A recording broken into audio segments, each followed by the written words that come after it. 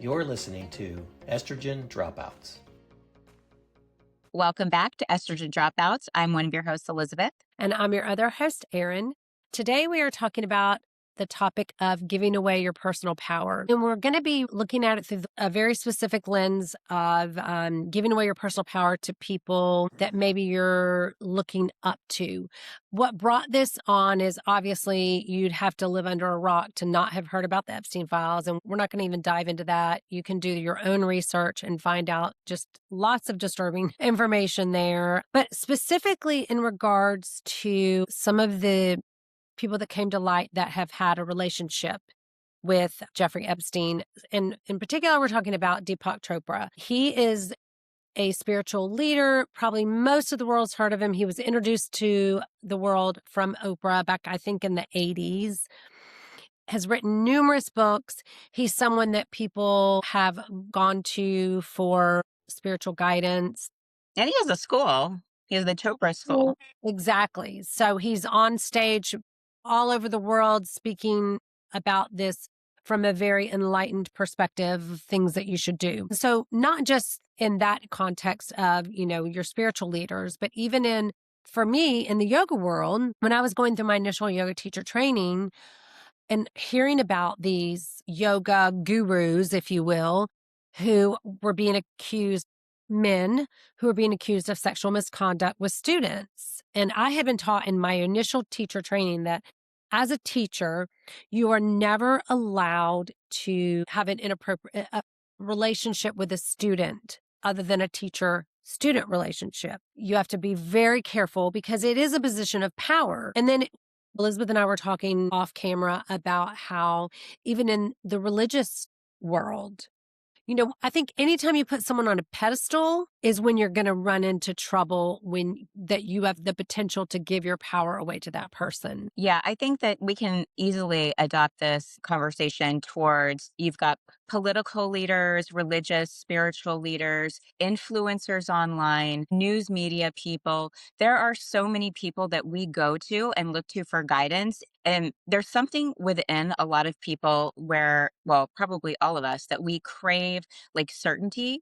And so someone that comes across very confident and assertive and as an expert in their area, we have a tendency to put them on a pedestal and not question whether or not we personally resonate with them, or if we just assume that everything they say is legit, instead of like, sure, they've got some wisdom, but they're not 100%. Like nobody is. I struggle with this, like in the influencer world. And I know Erin does in the health world, because she and I are very much alike whenever we're talking about our own area of expertise. So she teaches people health and wellness and that kind of thing. And I teach on makeup and beauty. And we both do not speak in absolutes. And it holds us back from growing platforms because people want absolutes. And she and I both refuse to speak like that. And it's really easy for someone that is not in a beauty space, or not, I want to say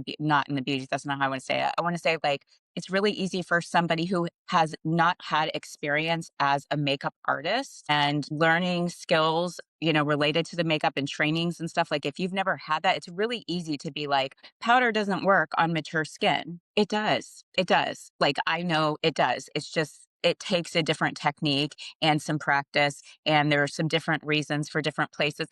So it's really, but those videos are like, because most people believe that, because most people don't have training in it and most people haven't worked with it. And most people, like, if you don't want to wear powder, I don't care. Don't wear powder. But I'm just saying, you can wear powder when it's not popular because most people don't think you can. And it's the same thing with Erin when we talk about health.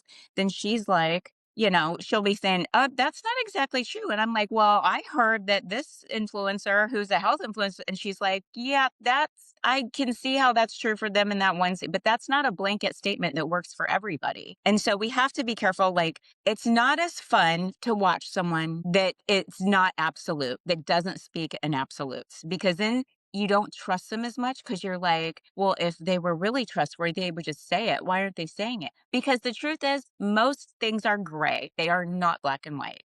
And when you speak in absolutes, you put yourself in a box. Yeah, it leaves it open to interpretation, and people don't want to interpret to themselves because I think we've been taught from very young to always be looking towards the experts. I mean, you think about when you went to school as a kindergartner, and I'm not saying that there's not some benefit to this, but you're looking at your teacher to be the one to impart all this wisdom and knowledge to you because you don't have it.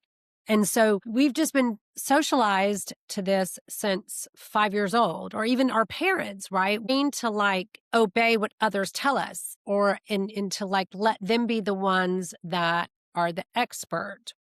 And so we've been basically squashing our little inner knowing, or, you could call it intuition, you could call it your spirit, you could call it whatever you want. We've been just weakening that muscle, right? From very young. It's like you are just letting other people direct your life and direct what you are learning and adopting and how to act in the world. And it's not always in a bad way, but it does tend to, like I said, weaken that connection to your intuition, right? Totally. And I mean, we often, as humans, we confuse charisma with character. And so some of the most toxic leaders are charismatic. Like Hitler was known to be charismatic and people loved him. And he was literally a terror, a terrible human being. Like, but it took a long time for people to figure it out. And so I think we have to be careful. We cannot rely on charisma. We have to rely on discernment.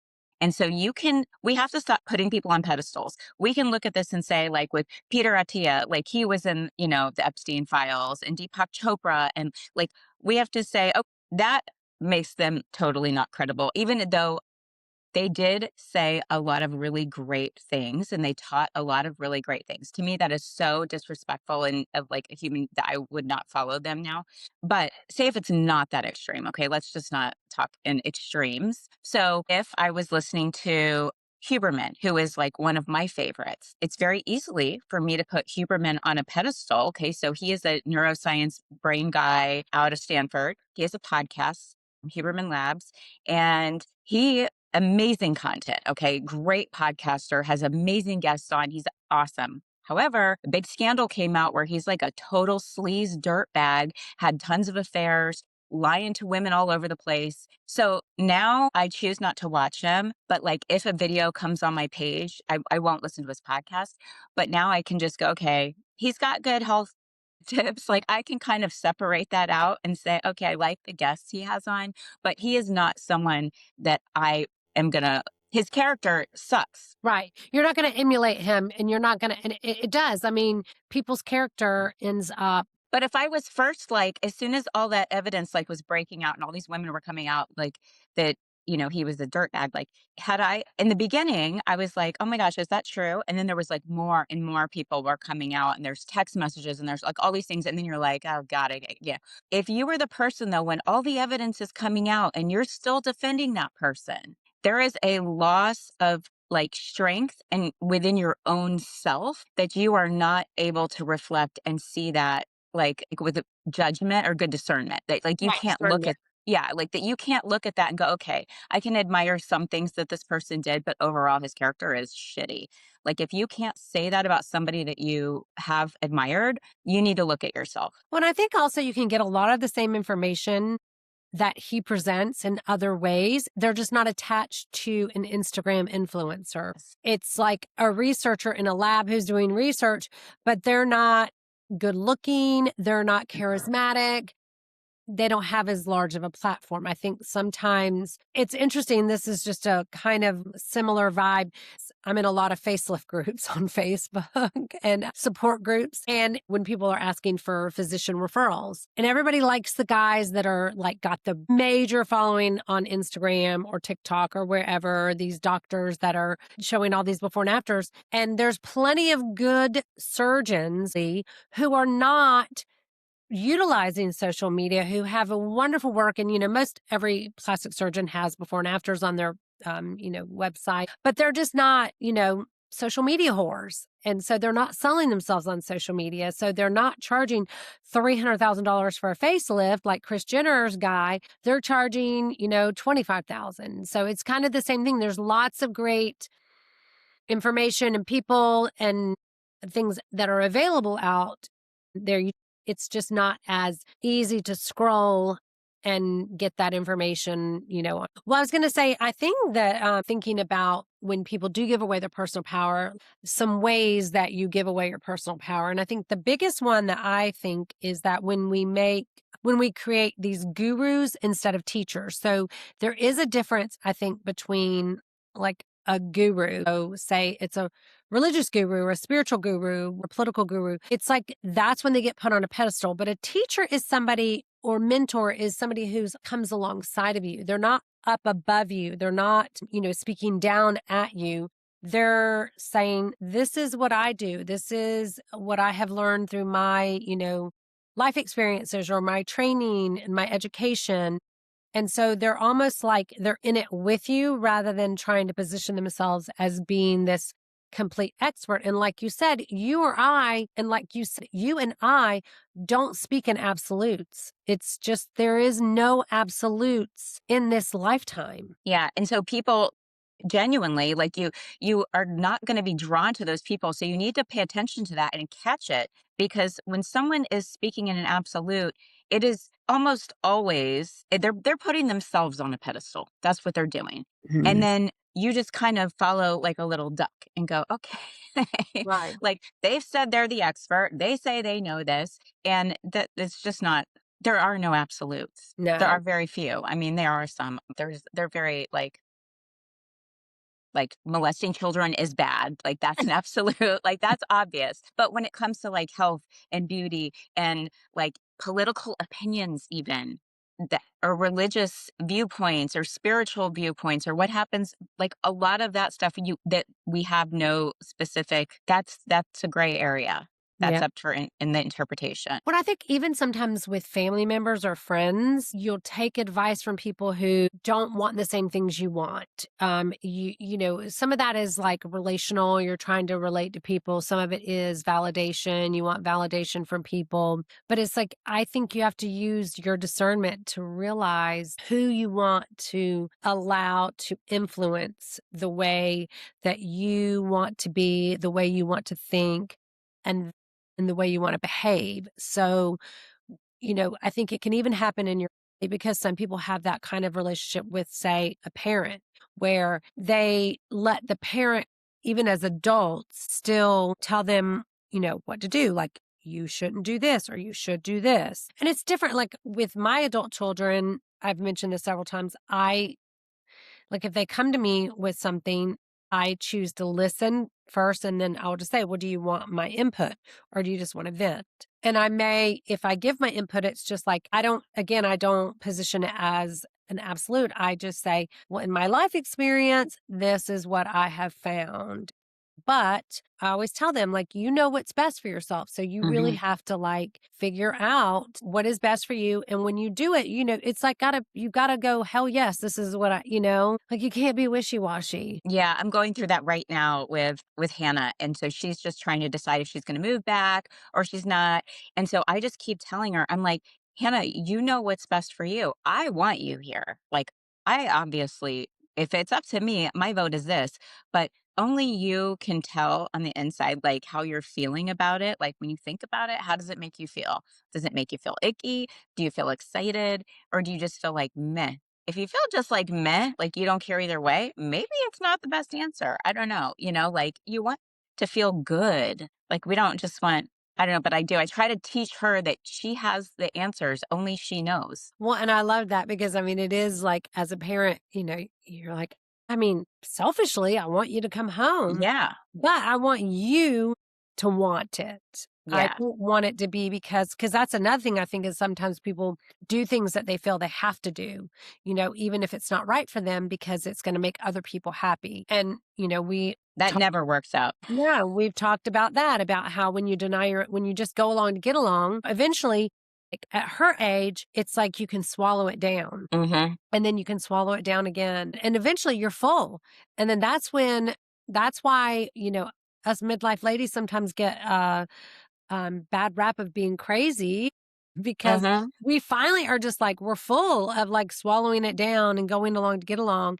And then we have this like, people think we're combative a lot of times and, that we're just like, I don't know, just unkind. It's not an unkindness. It's just that we're finally like, no, like this, I've always known what I needed to do, but I've just allowed society, culture, family obligations to tell me what I was supposed to do. Yeah. So we need to like, as we're never done parenting. So most of us at, this age, if you're listening to the podcast, you probably have adult children or almost adults. And we need to empower them. If they come to you with questions about simple things, nothing like you can give them some guidance, but you need to reinforce to them that they are good decision makers, even if you don't believe it. Like just tell them that because that's going to build up that muscle and that belief for them. I know you have the ability to make good decisions. I've seen you make it before. You've got this. You can figure this out. Listen to your intuition. And the more we empower them to do that, then the more they won't fall for faulty, fake, charismatic leaders and all the bullshit of all these people that are like in charge that are now in the Epstein files. Like it's Right. crazy. But so, like, the way that this has showed up in my life that I had to do a lot of self reflecting was I realized some of my friendships, I was letting my power go because some of my friendships, I was being love bombed by friends and they weren't like true friendships and they ended up being crazy afterwards or like, I mean, Just yeah, a negative little experiences, like negative experiences. But in the beginning, they got me because they love bombed me. And that was a total mind fuck to me. Um, bombed. What's it like? my gosh. Well, it was like you are so like just telling me like Like, "You're the best. I love you so much. You're so yeah, beautiful. You're the." you're so smart. Like you make such good like all the things that I wished I believed in myself. And so I had to like and embarrassingly, this was like in my face that I was love bombed by a couple different people, girlfriends. And it was like hyping up. And so I must have been feeling, I definitely had been. It was like I'd been, a mom, my kids were getting older at that point, and I had let myself go. And it wasn't about like a physical thing, it was mentally, like they were not friends, these are 2 separate relationships.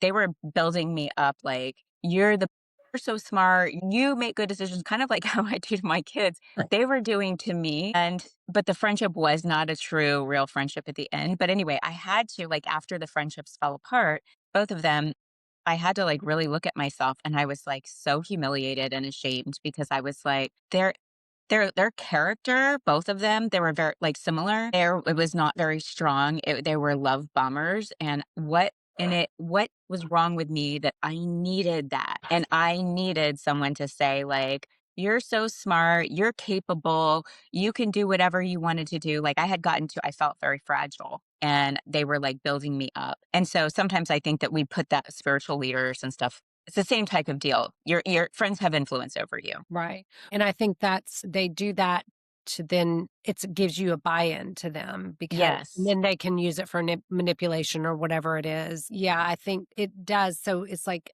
self-reflection on what led me to like attract these types of people because I mean, I think all we all have equal responsibility. I mean, it's like it's easy to say to play the victim role like, well, I was love bombed, like I was the Mhm. victim when you had a part in and a responsibility in it. And I don't Yeah. mean that in like a, judgmental way, but there was But something. there has to be judgment because I have to, like, Well, you have to like just like I have sit to get there. myself out of that. Like, what is wrong? Why would I need Right. another, like, whoa. Person. Yeah. That's the thing I think, and it's different in the context of when it's done in a healthy way, like with your children, where you're really trying to let them, um, know that they're capable. I mean, I guess I do love bomb my children because I'm like, "I love you so much. You're You're so so awesome," great. but that's just, and they're like, "Ugh, you're supposed to say that. You're my mom." Yeah. I'm like, "I know I am, and that's why I say it because I am your mom." So maybe it is a form of love bombing, but it's genuine. I really feel that way, and I'm not using it in a manipulative way. Right. That was like, I felt like the couple of women, they were using it to manipulate our friendship because it was also, they were controlling friendships. And so it was like, I'm going to tell you how great you are, and then you're going to do what I want you to do. And Yeah. I did. I Right. did. Because they had gotten your buy-in by Yes. just like love bombing you to where you just really thought it was like an equal Yeah. relationship. But it wasn't. Yeah, there was a power play happening there and manipulation. Well, and I think that's where coming into, and I think that's where having good boundaries. Oftentimes people have really good physical boundaries, like certain things that we won't negotiate on, but emotionally, sometimes it's harder to have those really strong boundaries because they're more fluid, maybe they're more flexible. And so really having good boundaries for yourself. Women are taught to be polite. That's the other thing. I mean, like from the time I was a little girl, I was a good little girl. I was I grew up in the South. Yes, ma'am, no, ma'am. I was taught like you respect your elders at church, you respect your teacher. Your teacher's always right. It doesn't matter. Even if they're wrong, they're right because they're your teacher. And so you're always supposed to show respect. Women have just been conditioned to be very polite and go against, even when we have that little inside voice going, no, we'll override it. And so that's the thing I think is that intuition or knowing all of that, whatever word you want to call it, it can be developed just like any other habit or strength that you have. It just takes practice. It takes you being committed to it and even being patient, but it's like a muscle. You have to use it. And so you have to use it in little ways first. And then eventually, you can use it in the big life decisions. Yeah, I think so. What we're talking about here would be discernment and not cynicism. So we're not looking like to be like, oh, we can't trust anybody because, like even the most toxic people can say some good stuff every now and then. So that's not what we're saying. We're just saying to practice discernment. And sometimes the easiest way I think to start to do that is you've got to. I'm a very self reflective person, probably too much so because it's like can lead to beating yourself up a little bit. Mhm. But I feel like it's better to be that than to have my head in the sand and not ever look back and analyze anything. And so I will look back at different relationships and areas and think, okay, was there a power play going on there?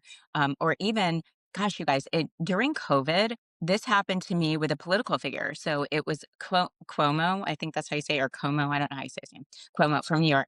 So you remember whenever we got home, we were sent home in March, and like, it was like, I remember Trump was pretty silent. And so all of a sudden, the first leader in politics to come out, it was Cuomo. And he would every day at noon on the news, he would sit down and talk about what was happening because New York was in a state of crisis. Mm. And so I started following and watching his news briefs every day at noon.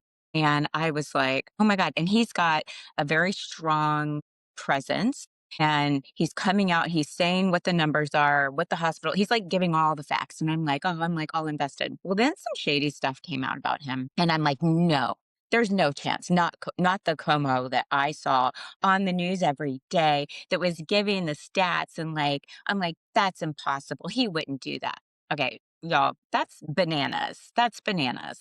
That's ridiculous. And so I have to take a step back and say, okay, where where do I have on these blinders that are like ridiculous just because that was a very stressful time and he filled a void and a scariness that I was in like, what the hell is happening in the world?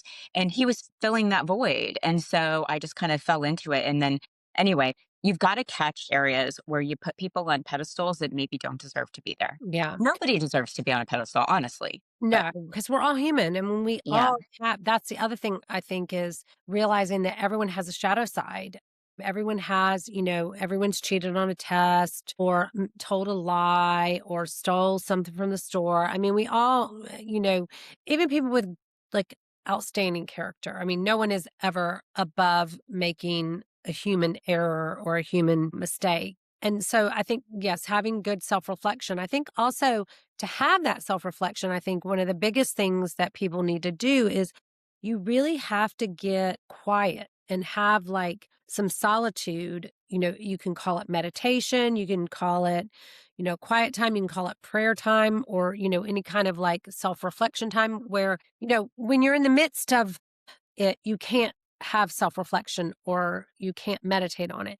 But if you spend at least 5 minutes every day just getting quiet with yourself and listening, and kind of like asking yourself questions, like you said, like, why was I so unable to accept the truth about this man? Well, it's because it was during a scary time. He was a very comforting presence, showing up every day at noon.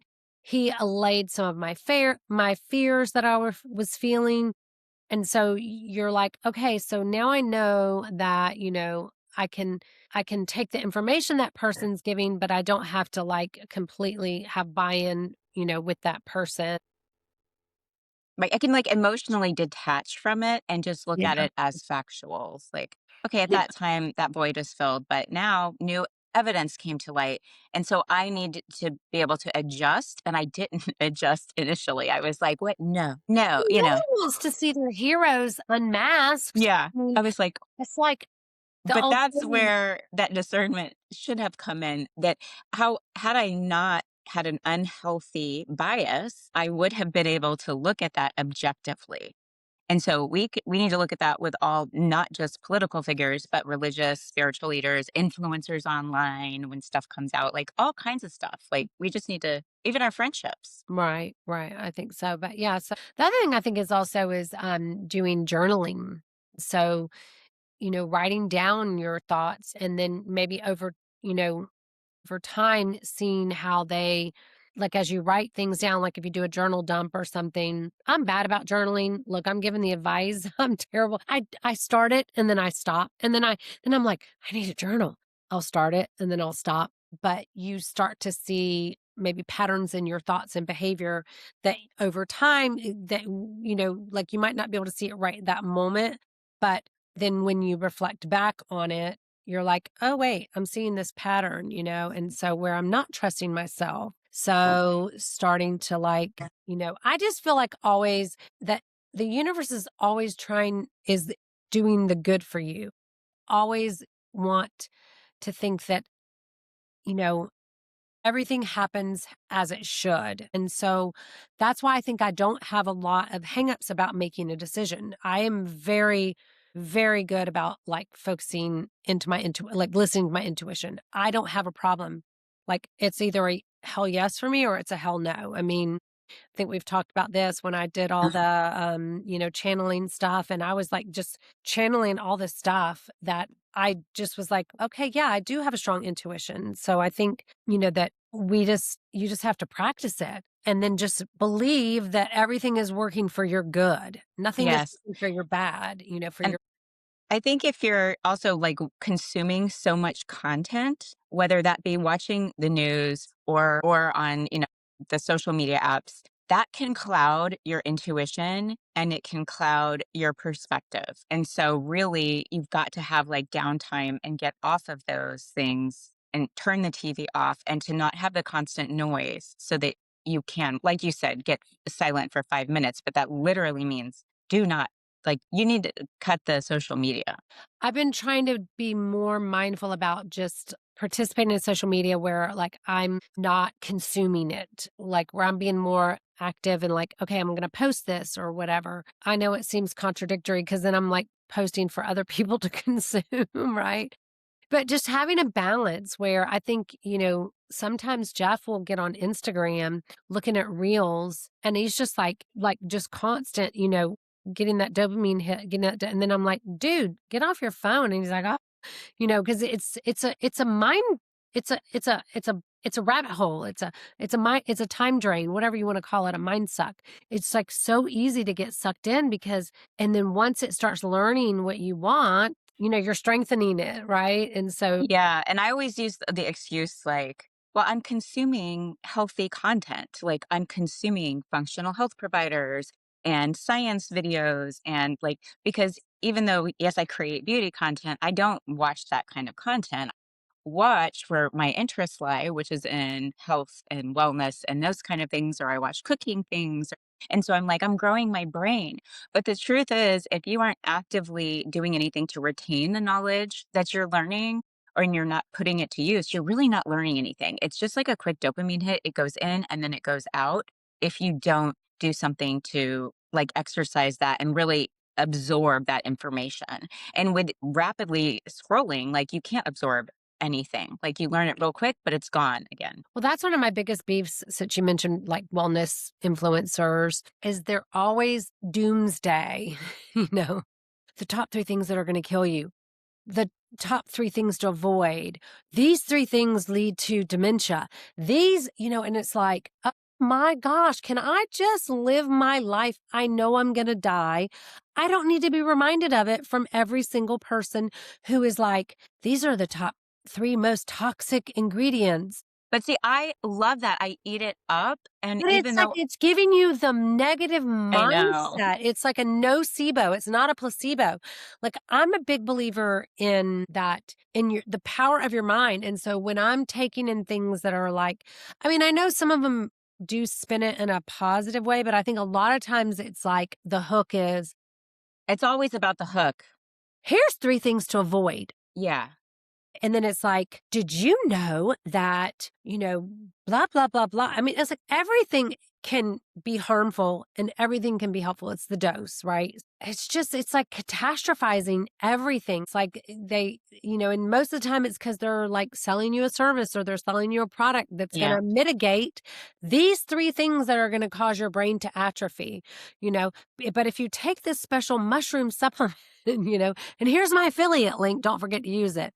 So, Yeah. I mean, I don't want to sound hateful, but I just feel like it's just such a doom and gloom for so much of it is like, telling me all the ways I'm going to die. And I I don't, know. I want to like, sometimes I used to say when I first got diagnosed with MS, which if you're a longtime listener, if you're not, I was diagnosed with MS at 30. So I'm going on 26 years. And my first neurologist, he has since retired, he wanted to do an MRI every year. And I was like, yeah, I don't want to do that. And he's like, you can't be an ostrich. I'm like, dude, I've lived my whole life being an ostrich. I'm like, and have your head in the sand. I'm like, oh, Yeah. yes, I can.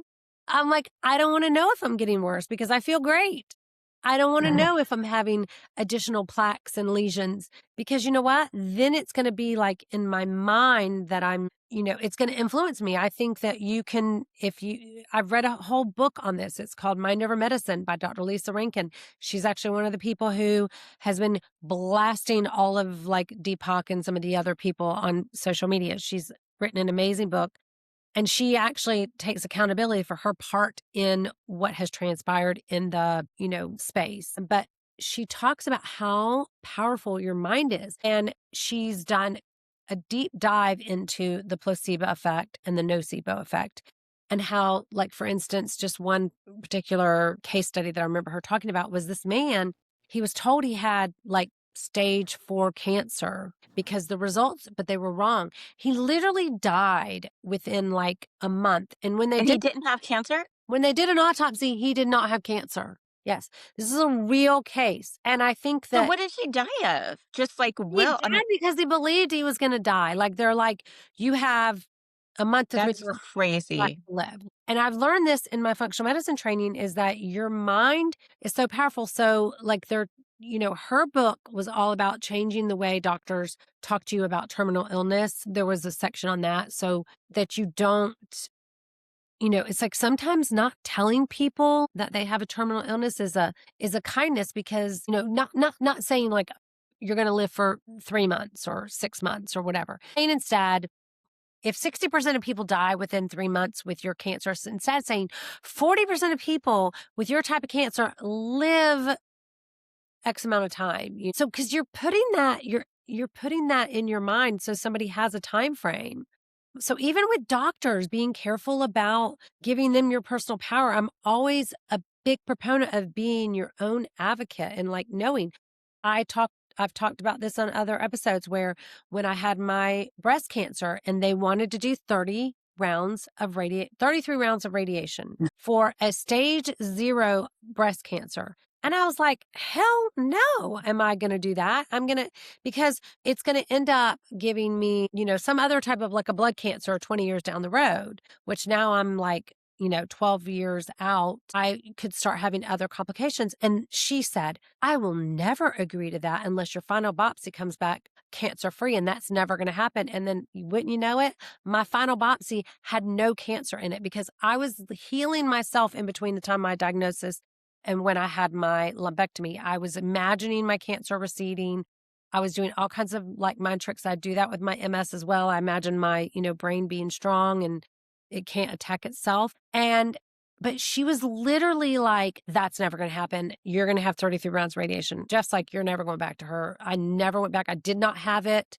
I remember that was just a few years ago. Well, no, it's like 12 years ago. Oh, no. Okay. Because I feel I like, think I probably told you about it a couple okay, I years. was going to say, yeah. Which I was like, she's like, well, the protocol is. I'm like, yeah, but I'm not a protocol. I'm a person. Yeah. Like, I want to be treated as an individual. And I know that they do that because they're trying to treat massive amounts of people. And it's like, this is best outcomes, yada, yada, yada. But so I'm not being followed as a long-term survivor as I've made it past the 5-year mark, the 10-year mark, because I didn't do what they wanted. I didn't do the 10 years of tamoxifen. I didn't do the 33 rounds of radiation. I had the lumpectomy. Okay, yes, I'll get out the spot. But, I was I had this strong intuition. No, Erin, do not do the radiation. And I would never advocate for someone to listen to what I did. I would say, I did my research. I found out like if I have radiation, I have a 7% chance of recurrence.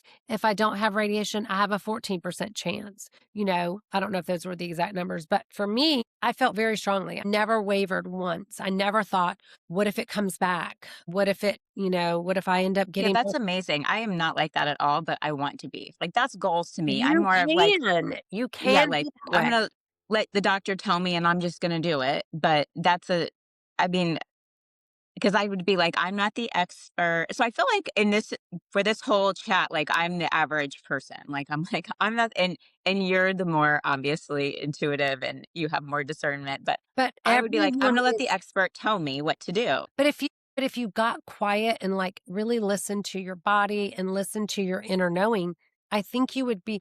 But your inner knowing might say, you know what? You trust this doctor. You know that they know what they're doing.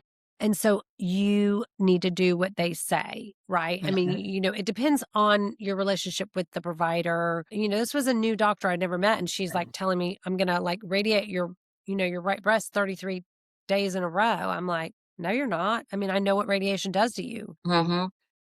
But I think that's the thing is that people can strengthen the connection to their intuition. It's just like learning to trust yourself. I mean, meditating, getting quiet with yourself, spending time in nature, journaling, like, sensing what your body, getting into your body, the somatic practices like yoga, the breath work that get you into your body. It's like your little inner knowing is like very quiet. Mhm. And so you have to really attune your ear to it. It's kind of like, do you remember that elephant story? No. Dr. Seuss and the elephant, like, Horton Hears a Who.